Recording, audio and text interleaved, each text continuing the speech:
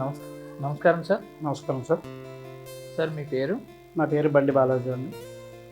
సరే, ఏ ఊరు నుంచి వచ్చారు సార్? వీరవస్త్ర మండలం ముడుపోలవరం గ్రామ పంచాయతీ జొన్నపల్లి సార్. సరే, అక్కడ మీరు ఏం చేస్తుంటారు సార్? నేను సచివాలయం కన్వీనర్నండి. లాస్ట్ టైం ఎంపీటీసీలో కాంటెస్ట్. సార్, మీ పొలిటికల్ అరంగేట్రం ఎప్పుడు సార్? 2013లో స్టార్ట్ అయింది సార్. అప్పటి నుంచి గ్రంథసీన్ గారితో ఉన్నాం సార్. అంటే ఆయన ఆయన అడుగుజాడలో నడుస్తున్నారు. ఆయన అడుగుజాడలో సార్. ఆయన ఆశయాలు, ఆయన అడుగుజాడలో మీకు నచ్చినవి కూడా ఆయన అడుగుజాడలో నిత్యం ఆయనతో ఉంటున్నాం సార్. 2019 ముందు అభివృద్ధి, తర్వాత అభివృద్ధి, దాని గురించి చెప్పగలరా? 2019 ముందు అభివృద్ధి అనేది ఏమీ లేదు సార్. అట్లీస్ట్ మా ముడుపోలవరం పంచాయతీలోనే 2013 ముందు అభివృద్ధి అనేది అసలు 1% కూడా లేదండి. 2019 జగన్ గారి ప్రభుత్వం, మన ఎమ్మెల్యే గారు గన్సీన్ గారు నగ్గిన తర్వాత చాలా అభివృద్ధి అయింది. ఒక్కల స్థలాలు ఏంటి, నాడు నేడు స్కూళ్ళు ఏంటి, సచివాలయాలు ఏంటి, రైతు భరోసా ఏంటి, వెల్నెస్ సెంటర్ ఏంటి, చాలా వచ్చినాయి సార్.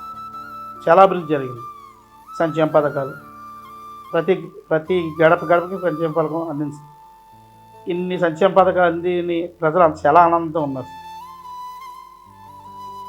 ఈ 5 సంవత్సరాల్లో మీ ఊర్లో స్కూల్స్ కానీ, లేకపోతే హాస్పిటల్ కానీ, లేకపోతే రైతు భరోసా సంథింగ్ ఏదన్నా ఈ 5 సంవత్సరాల్లో ప్రారంభించిన విశేషాలు ఏంటో చెప్పగలరా? మా ఈ 5 సంవత్సరాల్లో సార్ రైతు భరోసా ప్రారంభించారు సార్. ఓపెన్ అవుతుంది ఇప్పుడు. అంటే కాంట్రాక్టర్ ఇబ్బంది వల్ల అది ఓపెనింగ్ అవ్వలేదు సార్. సచివాలయం అయిపోయింది సార్. కన్స్ట్రక్షన్లో వెల్నెస్ సెంటర్ కూడా ఉంది సార్. స్కూల్ నాడు నేడులో 3 స్కూళ్ళు అయిపోయింది సార్. ఒకటి ఏదైనా మైనర్ రిపేర్ చేసిన దానివల్ల ఆ స్కూల్ ఆగిందండి. మొత్తం నాడు నేడులో స్కూల్ అయితే చాలా అభివృద్ధి చెందాయండి. పిల్లలు అయితే చాలా హ్యాపీగా ఉన్నారు. ఇప్పుడు సంక్షేమ ఫలాలు అందుకున్న ప్రజలు ఏమనుకుంటున్నారంటారు? చాలా ఆనందంతో ఉన్నారు సార్. చాలా ఆనందం. అంటే ఇటువంటి పాలన మనం ఎప్పుడు చూడలేదు.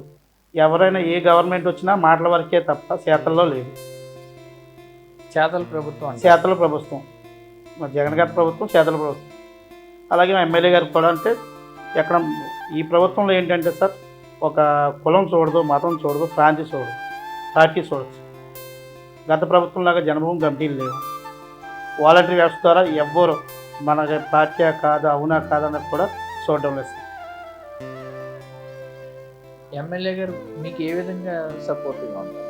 ఎమ్మెల్యే గారు చాలా విధంగా సపోర్ట్ సార్. ఏ విషయం ఉన్నా మా గ్రామస్తులందరూ ఎమ్మెల్యే గారి దగ్గరికి వస్తే వచ్చిన ఆఫీస్లో బయట కూర్చోవడం చూసే సార్ పంపుతారు లోపల. ఆ ప్రాబ్లం సాల్వ్ చేసి పంపిస్తారు. మాకు ఏ చిన్న కష్టం వచ్చినా మా గ్రామస్తులు ఎమ్మెల్యే గారి దగ్గరికి వస్తారు. భీమవరం అభివృద్ధి గురించి ఏమన్నా చెప్పగలరా? భీమవరం అభివృద్ధి ఈ 2019 నుంచి చాలా అతి స్పీడ్గా పరుగులాడుతుంది సార్. సంక్షేమంతో పాటు అభివృద్ధి కూడా. గతంలో కూడా గన్సీన్ గారు ఇంతకుముందు కూడా ఎమ్మెల్యేగా ఉండగా కదా సార్, చాలా మన డ్రైన్ మురికాల మీద బ్రిడ్జిలు వేయించారు. చాలా చేశారు సార్. అప్పుడు వాటర్ చెరువుకి 80 ఎకరాలు కొనడం, ఇన్ని అభివృద్ధులు ఇంత భీమవరం నియోజకవర్గంలో ఎంత అభివృద్ధి జరిగినా గన్సీన్ గారు ఎమ్మెల్యేగా ఉండగానే జరిగింది. ఇప్పుడు కూడా అండర్టన్ వల్ల ఏంటి, సచివాలయాలు, అలాగే చాలా సార్ చెప్పుకుంటూ పోతే మనకు ఒక రోజైనా సరిపోదు ఆయన చేసిన అభివృద్ధి కోసం. ఆసుపత్రి కోసం, అటు కాలేజీ కోసం వారి ఆస్తుల్ని దానం చేశారు. దాని గురించి మీరు ఏం చెప్తారు? దానికోసం అయితే సార్ నేను చెప్పడం కన్నా ప్రజలే చెప్తారు సార్. ప్రజలు చాలా హ్యాపీగా ఉన్నారు సార్. ఎవరన్నా మన సెంటు భూమి ఇత్తకే జనాలు ఆలోచించి ఈ రోజుల్లో మెయిన్ నడిబొట్టిన జిల్లా హెడ్ క్వార్టర్ నడిబొట్టిన అక్కడ కాలేజీకి 30 సెంట్లు ఇవ్వడం, 4 ఎకరాల భూమి అండి, సుమారు 20 కోట్లు సుమారు విలువైన భూమిని నాకు తెలుసుండి ఈ రాష్ట్రంలో ఏ శాసనసభ్యులు ఇచ్చాము గన్సీన్ గారు ఇచ్చారు. దానివల్ల ప్రజల్లోనే మా నాయకుల్లో కాకుండా ప్రజల్లో కూడా అతి విశ్వాసం చాలా ఉంది, స్పందన బాగుంది. మీ గ్రంథి శ్రీనివాస్ గారు, మీ ఎమ్మెల్యే గారు మంత్రి పదవిని తృణప్రాయంగా వదులుకున్నారు. ఎందుకంటారు? జిల్లా హెడ్ క్వార్టర్ సార్. మంత్రి పదవి ఇవాళ ఉంటుంది, రేపు పోతుంది. జిల్లా హెడ్ క్వార్టర్ అనేది జీవితాంతకాలం ఉంటుంది సార్. మన నియోజకవర్గం ప్రజలు వేరే చోటకి జిల్లా హెడ్ క్వార్టర్ అంటే ఒక కలెక్టరేట్ వస్తుంది, అనేక వ్యవస్థలు వస్తాయి సార్. ఆ వ్యవస్థలని దూరంగా ఎక్కడికో మన నియోజకవర్గం ప్రజలు అంత దూరం వెళ్ళడం ఎందుకు? మనం మంత్రి పదవి ఇవ్వాలి కాబట్టి రేపు వస్తుంది. మంత్రి పదవి కన్నా ముఖ్యం జిల్లా హెడ్ క్వార్టర్ అని, హెడ్ క్వార్టర్ కోసం మంత్రి పదవి వదులుకున్నారు సార్. సార్ ఇప్పుడు అంజిబాబు గారు ఉన్నారు, గంధి శ్రీనివాస్ గారు ఉన్నారు. గతంలో ఆయన ఎమ్మెల్యే చేశారు, ఇప్పుడు ఈయన ఎమ్మెల్యే చేశారు. వీరిద్దరికి వ్యత్యాసం చెప్తారు. వ్యత్యాసం చాలా ఉంది సార్. గతంలో ఎమ్మెల్యేలు అంటే ఎమ్మెల్యే గారు ఆఫీస్కి వెళ్ళాలంటే భయం అండి. ఎందుకంటే ఏం చేస్తారా ఏంటి, ఎమ్మెల్యే గారు ఆఫీస్కి మనం వెళ్ళడం ఏంటి, వెళ్తే పేపర్ అడ్డెట్టుకుంటారు, మనతో మాట్లాడతారు. పేపర్ అడ్డెట్టుకునే తప్ప ఒక కార్యకర్త కనబడ్డు, ఒక నార్మల్ పీపుల్ కనబడరు, ఎవరు కనబడరు గతంలో. అలాగే మా ఎమ్మెల్యే గారు ఉన్నారంటే కనీసం చిన్న కుర్రోడు వెళ్ళి ఆఫీస్ కాడ కూర్చున్న కేకేసి మాట్లాడి మనస్తత్వం సార్ మా ఎమ్మెల్యే గారు. కనీసం అక్కడ బస్ స్టాండ్లో దిగి అలాగా వెళ్తే మా ఎమ్మెల్యే గారు ఆఫీస్ అండి.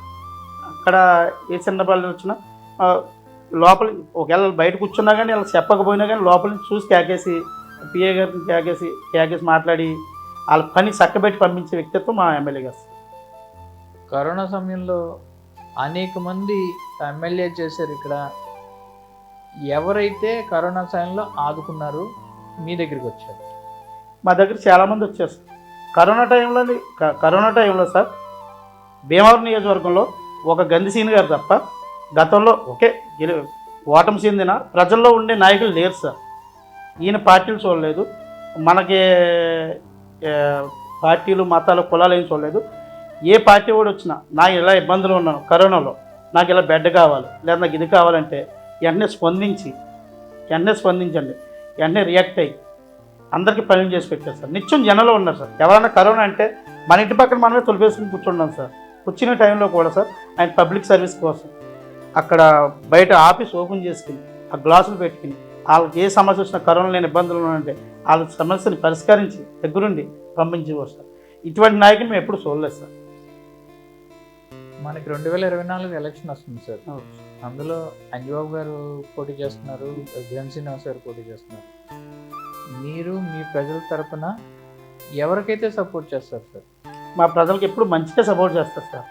మా ప్రజలు సంక్షేమ పథకాలు అందుతున్నాయి. గంధి శ్రీని గారు ఒక ఎమ్మెల్యే ఇటువంటి శాసనసభ్యులు వదులుకోవడం అంటే ఎవరు అంత సాహసం చేయరు. ఎందుకంటే ఇటువంటి ఎమ్మెల్యేని మనం ఇంకెప్పుడు చూడలేమండి. అటువంటిప్పుడు మంచి పనులు చేసేవాళ్ళకి పార్టీలు వర్గాలు ఇవి చూడకుండా చేసేవాళ్ళని ప్రజలు ఎన్నుకోవాలనుకుంటారు తప్పండి ఇవాళ నగ్గేస్తే వెళ్ళిపోయి పేపర్ అడ్డెట్టి కూర్చునే వాళ్ళని ఎవరు చూడాలని కోరుస్తారు. ఎందుకంటే ఎమ్మెల్యే గారు అంటే అదృష్టం. జగన్ గారు పెట్టిన సంక్షేమ పథకాల కోసం విపరీతమైన స్పందన ఉందండి. దాంట్లో ఏ ఇబ్బంది లేదండి. మళ్ళీ మా సపోర్టు మా గ్రామం నుంచి అయితే సార్ మేము గతంలో ఇచ్చింది కన్నా డబుల్ మెజార్టీ ఇవ్వడానికే మా ఎమ్మెల్యే గారికి సిద్ధంగా ఉన్నారు సార్ మా గ్రామ ప్రజలు. మీ గ్రామంలో ఎన్ని ఓట్లు ఉంటాయి సార్? మా గ్రామంలో 1600 చిల్లర సార్. 1600 ఓట్లు సార్. గతంలో మెజార్టీ, ఇప్పుడు ఇచ్చే మెజార్టీ అని చెప్పగలరు? గతంలో 2014లో మెజార్టీ సార్ 108 ఓట్లు, 2019లో 98 ఓట్లు సార్. ఇప్పుడు మేము అనుకున్న మెజార్టీ అంటూ 500 నుంచి 600 దాకా ఉంటుంది. నాకు ఇవ్వాలనే మేము మా తీవ్ర ప్రయత్నం చేస్తాం సార్. ఇస్తాం సార్ ఖచ్చితంగా. ఇంకా అది కూడా తక్కువే సార్. అంటే పోలింగ్ అయ్యేది మాది 1500 చిల్లర పోలింగ్ అవుతుంది. 600 ఇంకా అంతకన్నా ఎక్కువ ఇవ్వడానికి మా శాసనసభలో కృషి చేస్తాం. మేము కాదండి, ప్రజలు ఇస్తారు. చేసిన జగన్మోహన్ రెడ్డి గారు పెట్టిన సంక్షేమ పథకాలు మన ఎమ్మెల్యే గారు కనీసం వస్తే దగ్గరుండి పలకరించే ఆ విధానం మేము మాకన్నా ముందు ప్రజలు ఇస్తారు సార్. మీరు థ్యాంక్ యూ సార్. నమస్కారం అండి.